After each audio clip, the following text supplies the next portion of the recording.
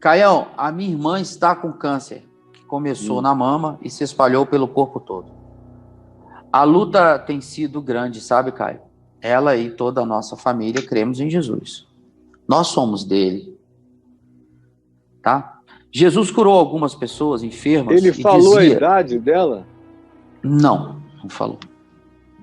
Se ela é solteira, casada, tem filhos? Ele está com a gente, ele pode falar. Ele está assistindo a Tudo gente, isso é ele importante, provavelmente... olha. Tem uma irmã de tantos anos, solteira ou casada, ou tem 2 filhos. Aí tem que o máximo de contexto ajuda, gente, né? Tá. Não pode ler, Braulinho. Vamos lá, ele fala assim: Jesus curou algumas pessoas enfermas e dizia que a fé é que tinham salvado essas pessoas, sabe, cara? Por que a minha irmã não fica curada? É falta de fé dela? Falta fé nela? Me ajuda, cara. Não, meu filho. Nos dias de Jesus, algumas pessoas, e foram muitas, considerando o fato de que ele estava em Cafarnaum, por exemplo, aí vinham pessoas das cidades, das vilas, em volta. Quando a gente pensa em cidades, a gente pensa em coisas de hoje em dia. Naquele dia eram vilas. Uma cidade grande ali na Galiléia era uma cidade com 2, 3 mil habitantes. Normalmente as vilas tinham 500 pessoas, 1.000 pessoas, 2.000.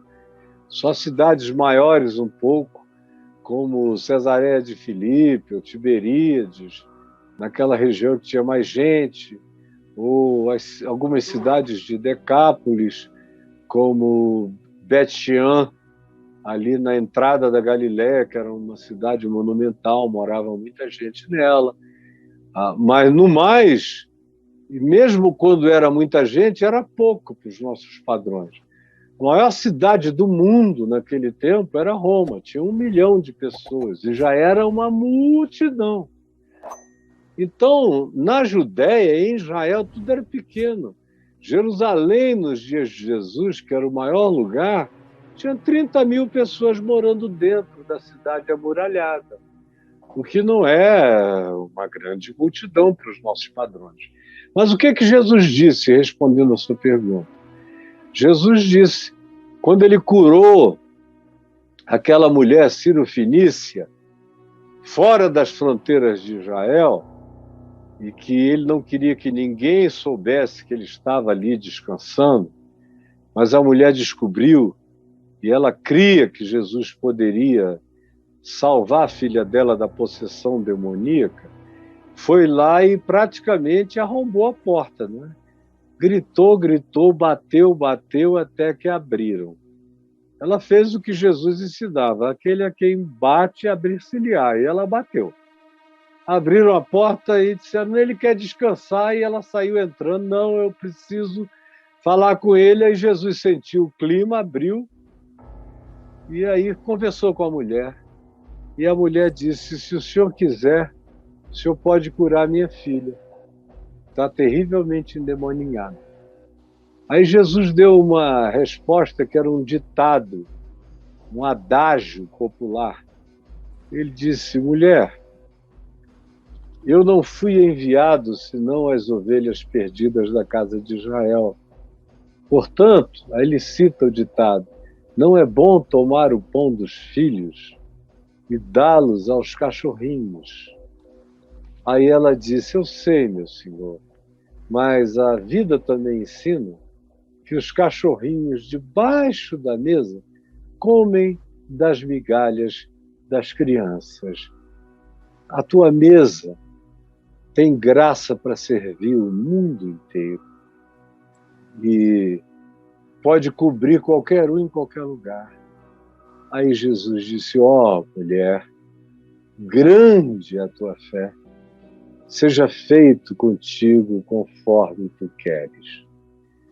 Nas mesmas circunstâncias aparece uma outra situação em que ele é questionado por que ele tinha curado aquela pessoa. E ele disse, nunca lestes que nos dias de Elias havia uma quantidade enorme de viúvas passando necessidade em Israel, mas ele foi enviado somente a uma, que não era nem israelita, era de Serepta, de Sidom, fazendo alusão ao mesmo território dessa mulher cuja filha ele tinha libertado à distância. Então, essa coisa de cura virou industrializada pelo pentecostalismo. Essa indústria de cura tem 120 anos. A história da igreja não viveu assim. Mesmo os apóstolos, ninguém fazia proposição de cura. Eles tinham que sentir se aquela pessoa tinha fé para ser curada ou se a intuição deles dizia que havia uma relação de cura com aquela pessoa. Então você vê, quando Pedro passa algumas vezes, tinha gente que ficava curada só porque a sombra de Pedro se projetou nelas.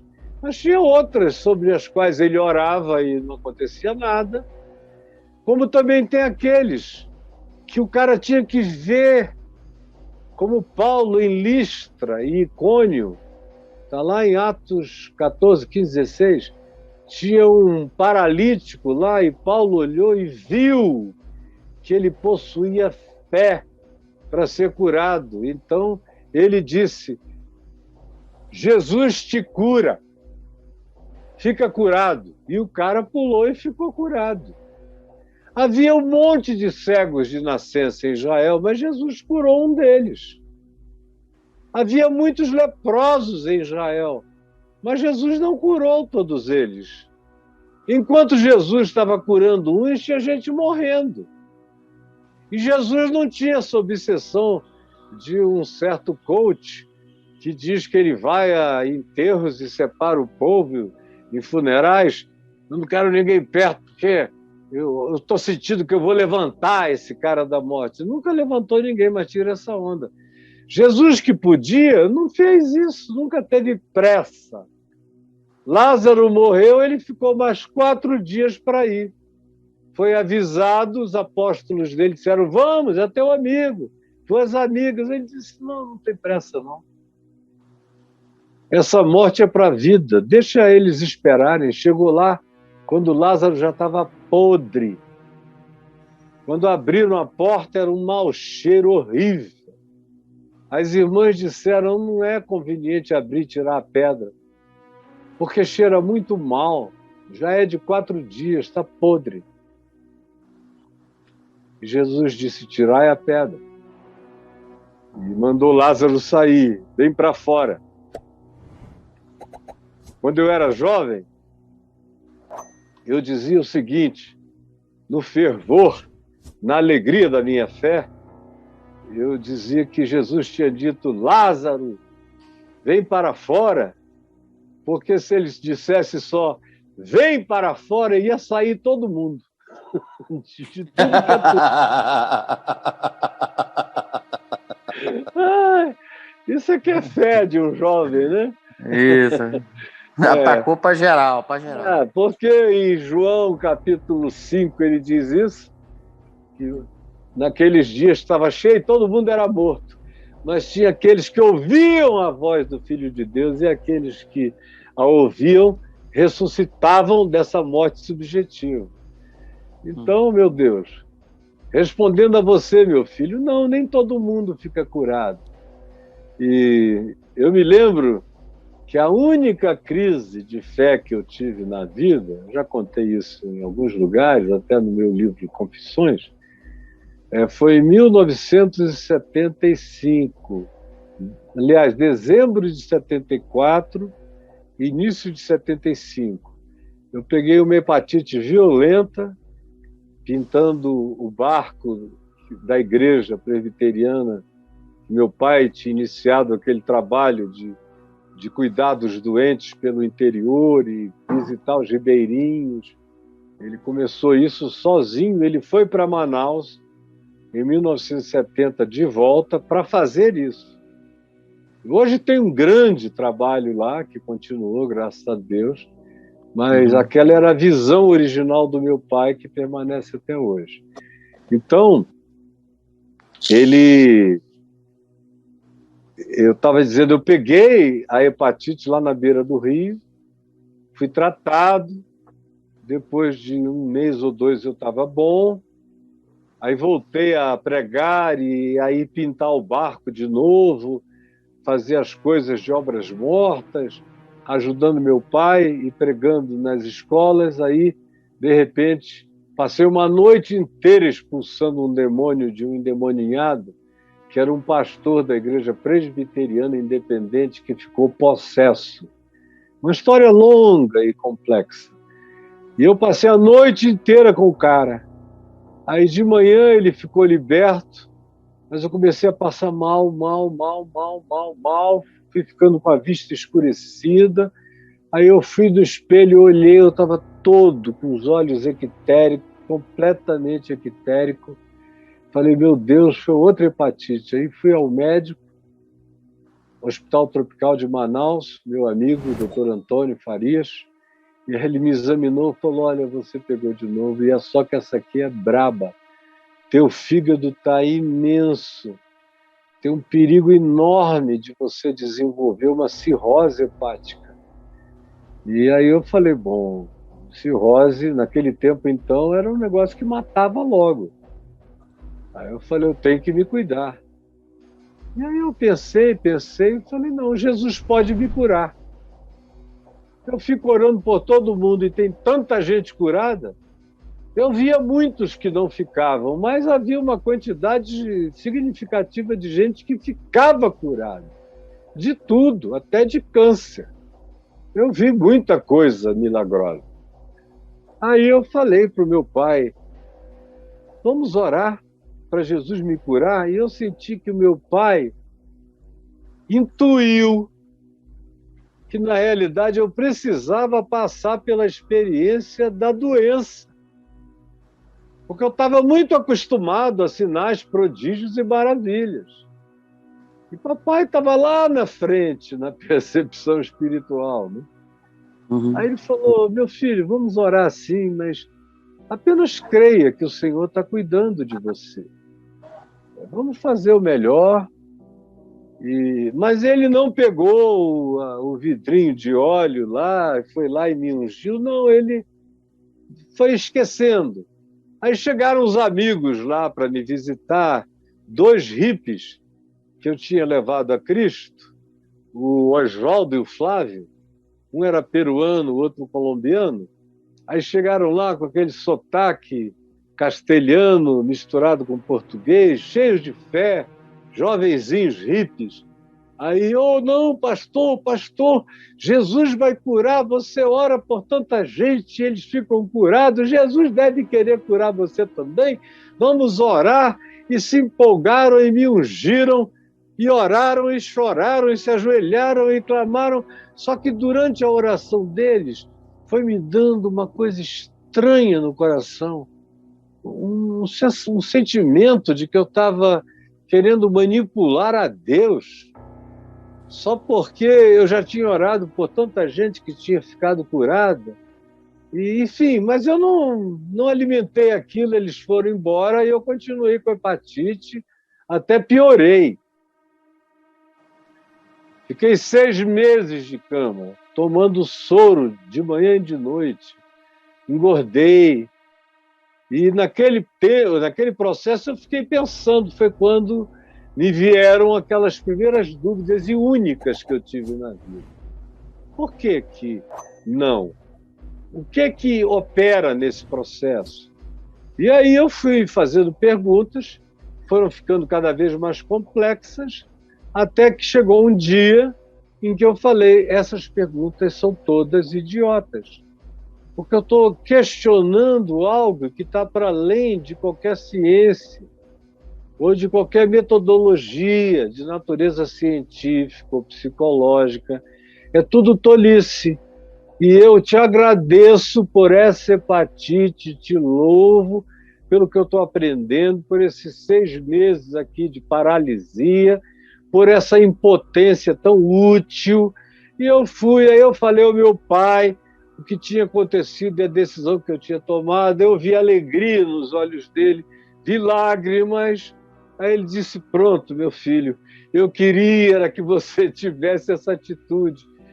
Aí me contou, por exemplo, a história de que assim que ele se converteu, e ele tinha aquele defeito na perna direita, paralisia infantil com injeção no nervo ciático, a perna ficou encolhida e morta, gelada, pendurada. Ele disse: assim que eu me converti, os pentecostais viram que eu era um homem, eu já me converti em orações e jejuns, e aí eu criei que Jesus podia me usar para curar doentes. Então, um mês depois de convertido, eu já estava com a convicção de que eu tinha autoridade para expulsar demônios e curar enfermos em nome de Jesus. E eu saí fazendo isso, sem ninguém me ensinar nem me perguntar, no meu escritório de advocacia. Eu fazia isso quando eu via que as pessoas queriam e tinham fé. E toda hora acontecia uma coisa extraordinária. E os pentecostais ficaram apaixonados por mim. E aí começaram a me visitar para dizer: doutor Caio, o Senhor falou comigo que ele tem poder para curar essa sua perna. Aí ele dizia: não, desculpa, meu amigo, mas ele não falou comigo. Eu estou acostumado a ouvi-lo falar comigo, eu sou novo na fé, mas eu me converti com ele falando comigo. Então, obrigado, mas qualquer coisa assim, ele faz se ele quiser, e eu estou aqui, eu ouço a voz dele. Obrigado. Aí um dia ele foi numa reunião de oração, estava lá na oração, aí começaram a profetizar, aí ele já tinha assim, um certo grilo, porque apesar de novo ele já tinha sacado que tinha muita carnalidade em muitas profecias, e aí ele ficou só ouvindo, como a Bíblia diz, provando os espíritos. E aí ele ficou, de repente alguém foi e botou a mão na cabeça dele e disse: o Senhor me mandou para lhe curar hoje da sua perna aleijada. Aí sabe o que ele fez, Bel? O que ele fez, Caio? Ele abriu os olhos, tirou a mão do sujeito de cima da cabeça dele, se levantou e disse: olha, isso é carnalidade sua. Porque o Senhor Jesus não quer curar a minha perna. Ele quer que eu tenha essa perninha assim para a glória dele. E deixa eu lhe dizer, eu sou muito feliz com a minha perninha. Vocês não venham mais com esse papo de me curar dessa perna, porque vocês estão querendo me desfigurar. Eu sou um homem pleno, completo. Cheguei até aqui com essa perninha, e ela me leva aonde vocês nunca foram e nem irão. Vamos parar com isso. Isso é doença pentecostal. Vocês não conseguem lidar com uma deficiência física sem achar que aquilo tem que servir de demonstração poderosa? Comigo, não. Eu sou novo na fé, mas já passei dessa. Ele me contou isso, meu coração se encheu de alegria.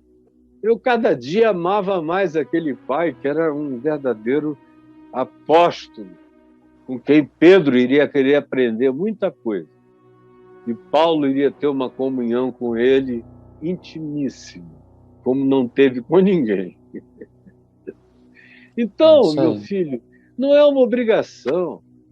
A tua mana, eu não vi a descrição do seio do câncer no seio. Deu metástase? Ele diz isso? Ela falou que ele falou que deu metástase, e ele acrescentou aqui, cara, ela tem 52 anos, é separada e mora com um filho de 25 anos, né? Uhum. E é isso. E deu metástase? Ela tá com câncer que começou no seio e se espalhou pelo corpo. Essa é a frase que ele disse. Então, provavelmente ela faleça, porque ela não fez o tratamento prematuro. Mas eu tenho visto pessoas com câncer no seio que deu metástase e elas se submeteram à radioquimioterapia pesada, muito pesada, e sofreram, porque é pesado mesmo, mas se recuperaram. Um dos exemplos maravilhosos aqui do nosso lado é a Lena, mulher do Edivaldo, que teve um câncer fulminante, que saiu se espalhando. E ela viajava de Brasília para o Hospital do Câncer, no Rio, todo mês. O Edivaldo ia junto, e química, e rádio, e tudo, e passando mal. 5 anos de luta e se recuperou, venceu. Isso já tem anos, ela está aqui inteira. E outras pessoas também. Eu só estou dizendo aqui, estatisticamente, quando se deixa chegar a determinados níveis, às vezes o tratamento nem sempre consegue fazer a regressão e depois a remissão total do câncer, curando a pessoa. No entanto, o que a gente tem que fazer?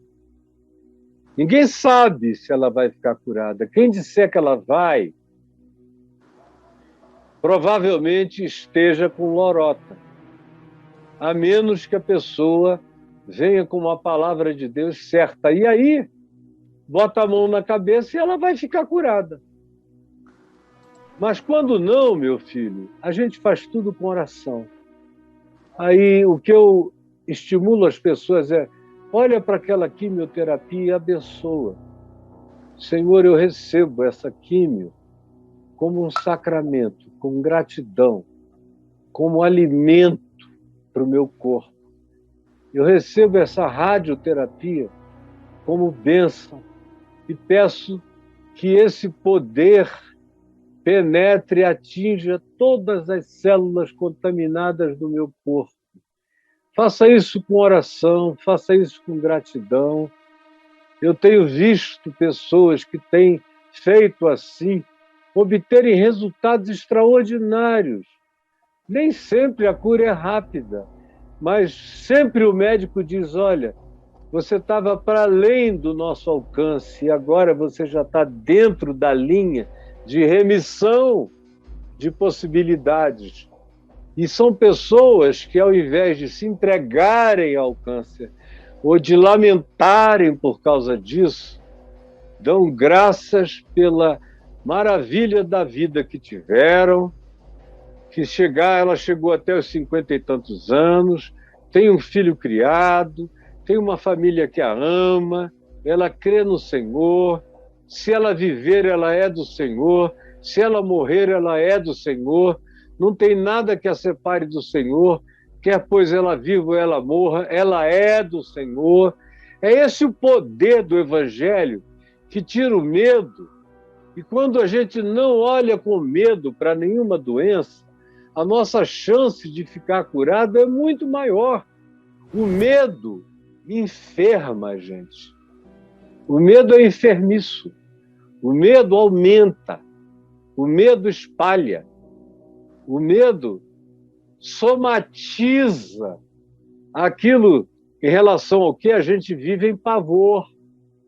O medo tem uma capilaridade extraordinária. O medo gera metástases em qualquer tipo de doença. Seja uma desordem mental ou seja um problema físico, se você trata aquilo com base no medo ou na fobia, ai meu Deus, eu vou morrer, um dia eu vou morrer, você vai morrer, todo mundo vai morrer. Então a gente tem que aprender que a morte é natural. Eu, por exemplo, perdi um filho totalmente anacrônico, primeiro com um dia de vida, lindo, lindo, lindo, lindo, mas não dava para salvar. Fiquei lá sentado esperando ele morrer com meu pai. Morreu, dei o nome de Luiz, comprei um caixãozinho e sepultei. Meu primeiro filho que partiu. Depois um outro com 22 anos. Já dói infinitamente mais. Como quando meu irmão de 19 morreu também num acidente de carro, igual meu filho de 22. Mas a gente sabe, o Evangelho já tinha me preparado para a morte de todo mundo. A mim, então, eu estou preparado para ela, todo dia, não é problema. Porque se vivemos para o Senhor, vivemos. Se morremos para o Senhor, morremos. Quer pois vivamos ou morramos, nós somos do Senhor. E se o nosso corpo terrestre, desse tabernáculo, se corromper, adoecer e se desfizer, nós temos um edifício, não feito por mãos humanas, mas construído nos céus. Essa é a esperança, esse é o poder. Se a gente não usa esse poder, essa consciência, esse recurso, essa fé, o que é que sobra? O medo, o pânico, a angústia. Coisas que só ajudam a espalhar e não a reter e a conter, a diminuir e a remir. Então, por favor, deixa ela ouvir o que eu falei aqui, e eu gostaria de todo o coração que ela entregasse a vida. Eu vou orar com ela agora. Jesus, eu peço por essa tua filha. Eu conheço o teu poder. Sei quem tu és. Sei que não existem impossíveis para Deus. E sei que os impossíveis dos homens são possíveis para ti. Por isso eu peço por ela que tu abençoes tudo que ela esteja fazendo de bom em favor dela na medicina. Agora ajuda a desenvolver, a exercitar a mente, a confiar, a não ficar com aquela fixação de cura que adoece mais ainda e gera ansiedade, que alimenta o câncer, que se alimenta de ansiedade mais do que de qualquer coisa. Ansiedade, raiva e frustração são os alimentos que o câncer mais gosta. Ajuda a limpar o coração. Ajuda a não estabelecer que tu tens que curá-la. Ajuda apenas a descansar, a confiar, a se entregar, a se abandonar no teu amor, a fazer tudo o que ela tem que fazer por ela, a suportar as dificuldades de qualquer que seja o tratamento de um câncer, a perseverar e a não ter expectativas que queiram fazer barganha contigo de nenhuma natureza. Agora, que o teu poder se derrame sobre ela, que ao ouvir essa oração, o Espírito Santo venha sobre ela e ela experimente na mente, na alma e no corpo a visitação do teu poder, como ela nunca experimentou na vida.